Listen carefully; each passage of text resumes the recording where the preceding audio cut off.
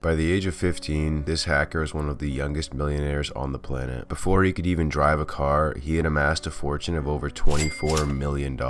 So I'd like you to meet Ellis Pinsky. And today you'll learn how he went from a poor Russian immigrant to an American multi-millionaire hacker in just a few short years. The Pinsky family was originally from the Soviet Union, but they eventually emigrated to the United States and ended up in Upper East Side, New York. When Ellis was 11, the family actually moved to the suburbs of Irvington, New York in upstate. Roughly a year later, when Ellis was 12 or 13, he was playing Call of Duty and actually came across his first ever hacker. Reportedly, he was talking trash with another player in the game, and that player's response was simply to ask Ellis, and I quote, "How is Irvington?" This guy that Ellis was talking trash to had used some sort of software to pull his IP and then use that information to find out the town in which he lived. So obviously at that young age of 12 or 13, this scared Ellis, but it also excited him. At this point in his gaming career, Ellis had built up a pretty big group of friends that he plays with regularly. He didn't know any of these people in real life though. They were all just online friends that he knew by their aliases and avatars. And one of these friends actually played a pretty big role in introducing Ellis to the cybercrime world. His name was Furno. This kid Furno wasn't much older than Ellis, and he was known for having a Bitcoin logo as his online avatar. Furno ended up teaching Ellis all about DDoS attacks as well as ISP doxing. If you don't know what DDoSing or ISP doxing is, let me explain. Put simply, a DDoS attack is when someone sends a ton of botted traffic to your router, causing the servers to overheat and crash, meaning you can't use your internet anymore. And most of the time, these attacks go on for days, months, even years. Usually people have to get an entirely new router just to replace their IP and stop the attack. And ISP doxing is where you call someone's internet service provider and attempt to get them to reveal certain personal information about your victim. The main goal of ISP doxing is to gather information that you can later use in a bigger heist like SIM swapping or other stuff like that. After a few months of working alongside Furno to learn some of these new skills, Ellis wanted more. So he had Furno get him into some of the underground hacking communities that were around, and that's when Ellis really started getting into hacking. He saw all these other kids that were just like him around the same age but making way more money and hacking way bigger things. And around this point is when Ellis really decided to start teaching himself all of these hacking skills and just trying to learn everything he possibly could.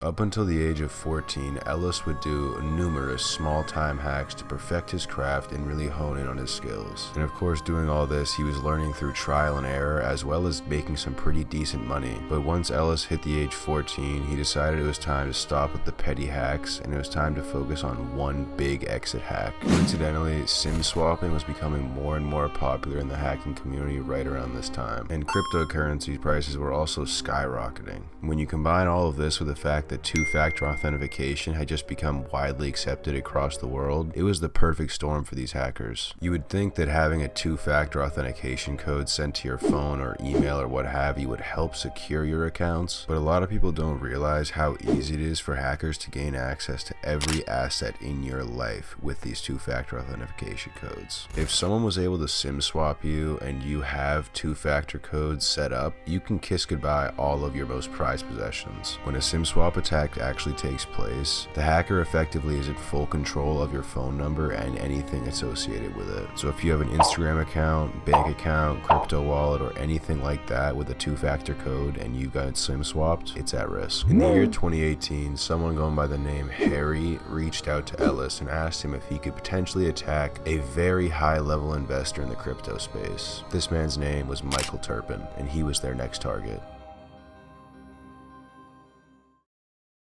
Once Ellis decided that Michael would be a good target, it was time to get to work. So he began the process of calling up Michael's phone company and pretending to be him in an effort to SIM swap Michael. And somehow, some way, this actually worked. This 15-year-old boy managed to convince a company full of grown adults that he was a multi-millionaire investor named Michael Terpin, when in reality, he was a broke kid from New York named Ellis Pinsky. Shortly after the SIM swap took place, Ellis gained access to Michael's email, along with everything inside it. This included work emails, personal emails, and even certain files. One file in particular that he actually found was titled Passwords. From the name alone, you can tell that Ellis finding this file was really bad news when Michael found out. In this file titled Passwords, Ellis gained access to all of Michael's major cryptocurrency exchange wallets, as well as a few offline storage devices that he couldn't access due to their multi-sig setup. Even though Ellis couldn't access every wallet that Michael owned, the ones he did gain access to had plenty of money to make Ellis happy. Ellis claims that in every wallet that Michael owns, including the offline ones he couldn't gain access to, there was upwards of $900 million worth of crypto in Michael's name, but Michael heavily refutes that and says Ellis just says that so the hack seems less devastating. Ellis ended up stumbling across a wallet that had around 3 million Trig coins in it, and each of these Trig coins sold for a little bit over $7 each, meaning the 3 million Trig in that wallet added up to around $24 million. 15 years old, $24 million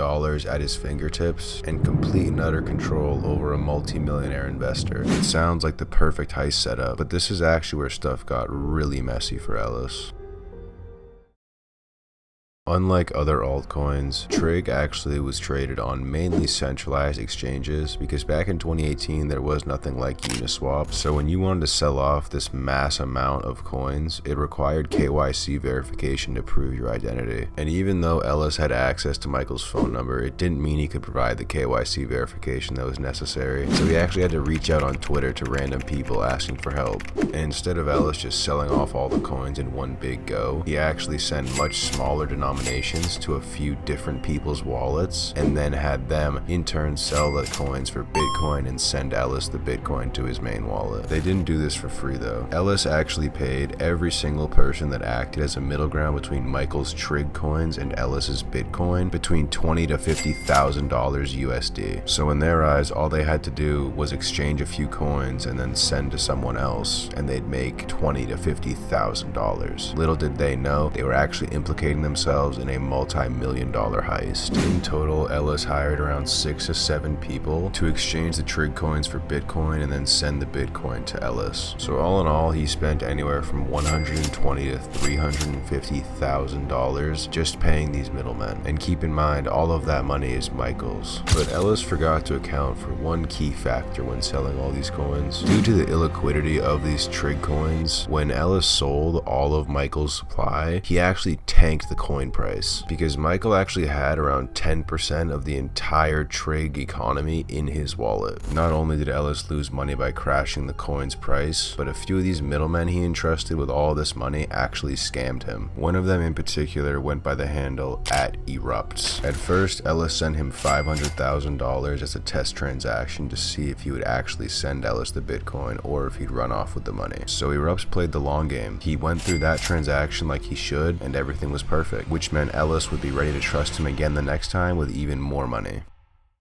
On the second run, Ellis sent Erupts $1 million, but this time, Erupts didn't help. He kept all the money and vanished. After this went down, Ellis's partner Harry, the kid who told him to sim swap Michael Terpin in the first place, he actually told Ellis that they should put a hit out on Erupts, which is fucking absurd if you ask me. To my surprise, Ellis actually showed some sign of common sense in telling Harry that that was way too over the top and there was no need to do that. After they finally finished transferring all of the Trig from Michael Turpin's wallet through the middlemen and into Ellis Pinsky's wallet, Ellis and his team of other hackers made around 562 Bitcoin, which at the time was worth a little over $10 million. At first, Ellis's day-to-day life didn't really change much, mostly due to the fact that he was scared the FBI would track him down and be raiding his house at any moment. FBI, open up! But after a few months of nothing happening, it began to seem like Ellis was going to get away with this. So he got a little bit more comfortable and started spending his money like a madman. He spent $50,000 on a custom Patek Philippe watch for himself and spent well over $100,000 on luxury vacations for him and his family. While on vacation one day, Ellis got a message from @Erupts on social media, the kid who stole $1 million from Ellis during the Turpin hack. Weirdly enough, the reasoning for this kid messaging Ellis Ellis was purely out of wanting to get back in touch and take him on a night out. He explained that he was from New York and his name was Nick Truglia. At first, Ellis didn't respond because, like, what the fuck, that's weird as hell. But after a while, this kid Nick Truglia, aka Erupts, would not stop messaging him, and eventually Ellis gave in. Once Ellis was back in the States, he met up with Erupts and they had an insane night out in New York City. It's been reported that they spent tens of thousands, if not hundreds of thousands of dollars on alcohol, girls, and partying. But this made Ellis nervous because that wasn't the lifestyle he was used to living. He was a lot more subtle with his money and didn't want to give away the fact that he had a lot of it. A few weeks after this crazy spending spree, Erupts was actually arrested by the New York police, and eventually they made the connection between Erupts and the kid he was out partying with, Ellis, so they finally realized who he was and connected him to the hack. Shortly after the police made this connection, Ellis's mom received an email from Michael Terpin's lawyers explaining the entirety of the situation. And over the next few years, Ellis would spend every day talking to lawyers trying to fix the situation he created. He stated that due to him growing up in a gaming culture, he'd slowly become removed from the effects of his actions and didn't realize the damage he was truly causing, which to me is kind of a dumb thing to say because I grew up in the gaming community too, and I'm not committing mass theft. He ended up returning all of the 562 Bitcoin that he stole, as well as his Patek Philippe watch and $100,000 cash that he had sitting under his bed. But by the time Michael Terpin actually got his Bitcoin back in 2020, the price had fallen so much that $10 million in Bitcoin was now only worth about $2 million. And Michael believed he was entitled to much more. He thought he deserved at least the principal amount that was stolen on top of damages incurred. Unfortunately for Michael, this wouldn't happen due to the fact that Ellis was only a minor at the time, so any suits against him really were fruitless in Michael's effort. But just because he couldn't get sued doesn't mean he was totally safe. After the lawsuits and settlements that Michael Terpin tried to arrange all failed, he went to social media and publicized his involvement in this case. Not too long after that, the Pinsky family home in Irvington, New York was broken into, and they were all held at gunpoint, while intruders searched high and low for the massive money stash that was reported to be there online. It's believed that they didn't make off with anything more than a couple $100 in cash and some jewelry, but there's nothing really online to back this up. This is all from Ellis's word, because they were said to have not reported the crime, surprisingly. A few years after this home break-in took place in 2021, Erupts was actually sentenced to 18 months in prison for his role in the Michael Terpin hack, as well as a few other hacks he committed himself where he profited immensely. He was also ordered to pay back around $20 million in restitution to those people. But funnily enough, Nick Truglia, aka Erupts, is said to have around $53 million in assets, and he's only paying back $20 million. IRL money glitch, literally insane. And then in November of 2022, Michael Terpin actually filed a civil suit against Ellis Pinsky, and the judge ruled in Michael's favor, and now Ellis owes Michael $22 million in restitution. But unlike Erupts, Ellis doesn't have a huge net worth that he can just pay this guy off with. Instead, he's going to have a lifetime of debt. And for now, that's the end of our story with Ellis Pinsky and Michael Terpin. If you guys are using a form of two-factor authentication that uses your phone number, I strongly suggest you change that to like a Google Authenticator app or something that does not use your phone number. Whether it's backup codes or a desktop generator app, anything is better than your phone number if you have valuable assets on there. I hope you guys enjoyed the video. I love you. I'll see you in the next one. Peace.